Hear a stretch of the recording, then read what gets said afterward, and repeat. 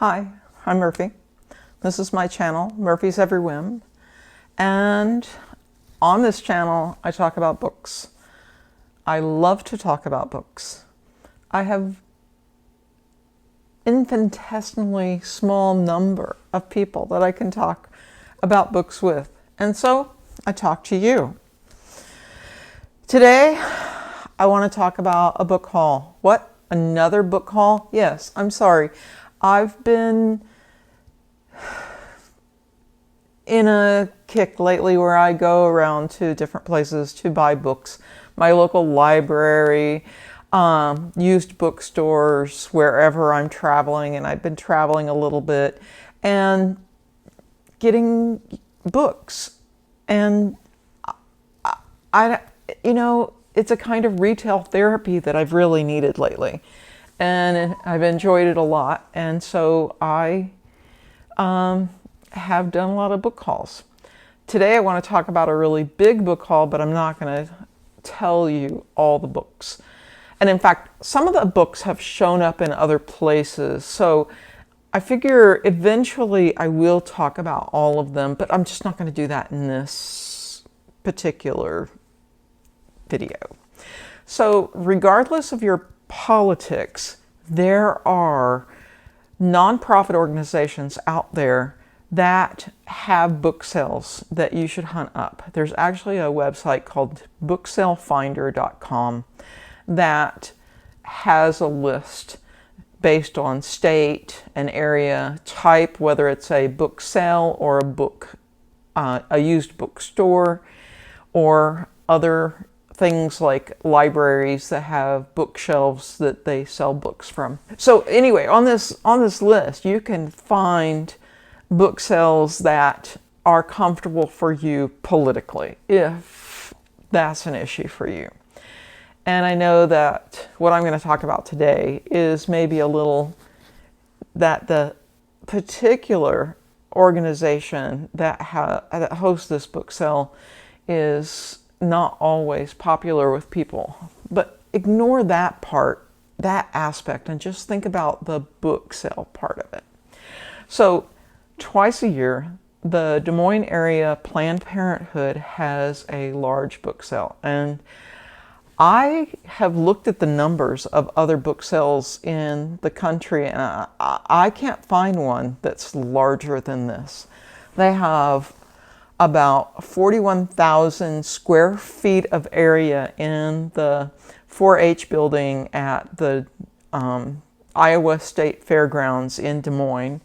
And in that area, they put the donated books and other items for sale. And the books come to about 200,000 plus books.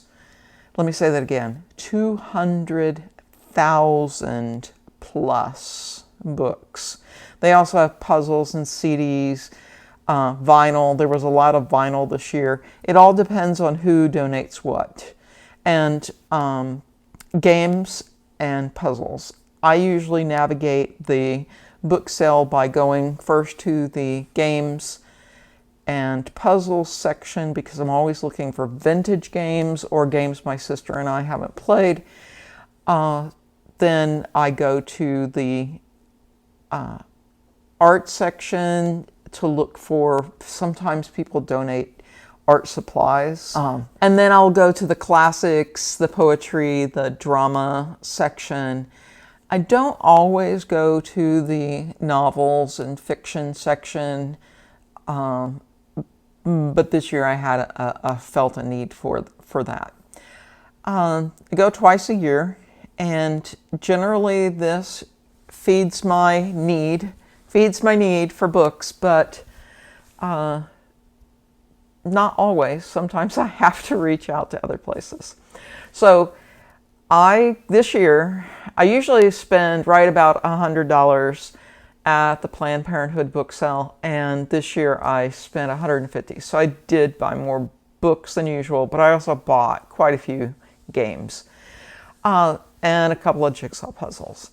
So, but I don't want to talk about all the books I got. I got 39 books. and I don't want a video about all of those. So I'm just going to talk about 7 of them that I thought I felt like I wanted to talk. I haven't talked about before, and I felt like I wanted to talk about.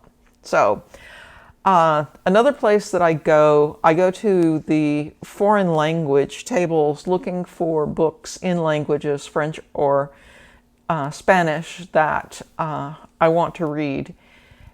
And a lot of times they're just translations of English language books, so it's hard to find books that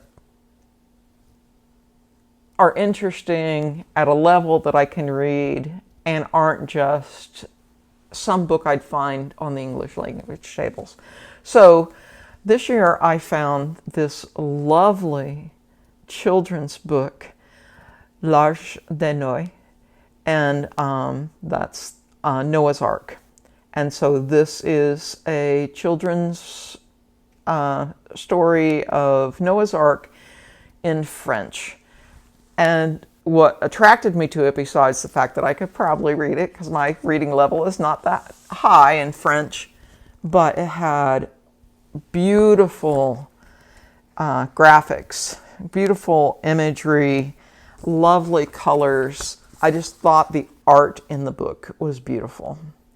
And so that's a little book that I got that I have read through. You know, I know the stories. I could figure out what the the French words, even if I didn't know the words. I also spent time at the comic book graphic novel section. I wore a Batman shirt to class the other day, and I'm teaching Upward Bound this summer. It's a high school program trying to prepare students for college who have needs. And I wore a Batman shirt, and they asked me if I liked DC Comics over Marvel, vice versa. And I told them I liked both, and I had to think about that later. And yes, I like a part of the DC universe, but I have many more Marvel books on my shelves. I didn't pick up any DC or Marvel books this year, but I did pick up some graphic novels. This is The Silence of Our Friends, and it says Houston, Texas, 1968.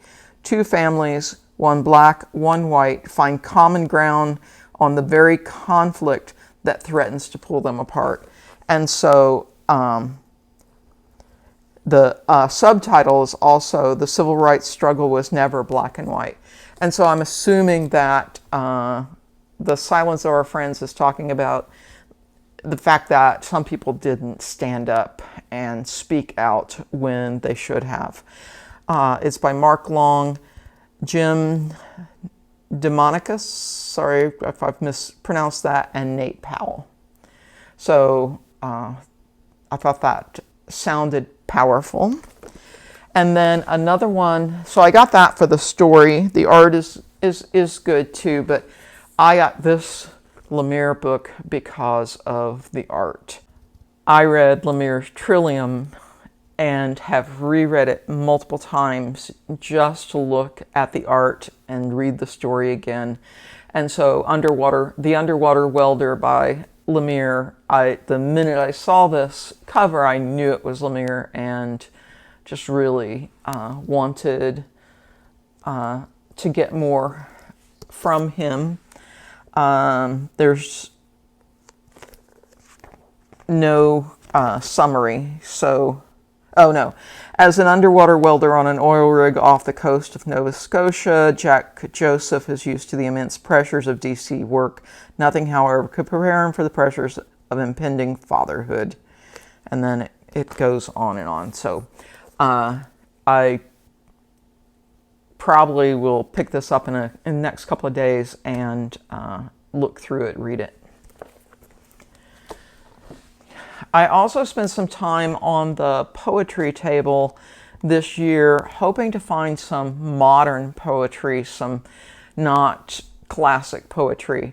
And so I picked up this book. The author is Chen, and his image is on the back, or their image is on the back, I should say.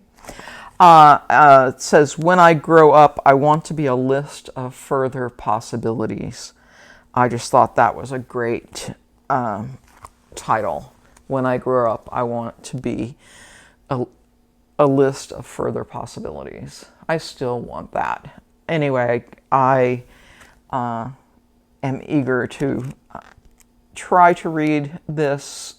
Poetry is not the sort of thing that I tend to read front to back like I do a lot of things. I'm much more non-linear with a poetry book. Recently, I had read The Professor and the Madman, and I can't remember the title of it. Simon Winchester's book on writing the OED, the Oxford English Dictionary. And that, and the fact that this had the word lost words, the Dictionary of Lost Words, and this is by Pip Williams. I wanted to get this. And so this is a fictionalized story of women involved with the group of people who were gathering up the source material for the OED. And there were certain words that got thrown away. And it turns out that those words all seem to have to do with women. And so the Dictionary of Lost Words is a story of the women, a fictional story of the women involved with the OED and what they saw. I don't know how much of that is true, that if certain words got thrown away, I apologize. My HWC left his phone at home and it's doing all kinds of things. Also in the novels, I got The Sweetness of Water by Nathan Harris. This is a book set during, I think a little during the Civil War, but mostly afterwards and during Reconstruction. And mostly I picked this book up because the cover reminded me of the cover of Gods of Gotham, which was a book I really liked. And this book is the story of brothers Prentice and Landry, freed by the Emancipation Proclamation, and they seek refuge in the homestead of George Walker and his wife. And then the Walkers had lost their only son in the war. They hire the brothers to work their farm, hoping through the unexpected friendship to staunch their grief. But parallel to that story runs a forbidden romance between two Confederate soldiers. So heard a lot of good things about this book, and I saw it on the shelf, was drawn to the cover. I picked up Lila by Marilynne Robinson. Lila is the third book in the Gilead tetralogy, and the first book is Gilead, and I'm afraid I didn't write down what the other books are. I haven't read Gilead or the second one. I believe the second one is Home. That's the name of it.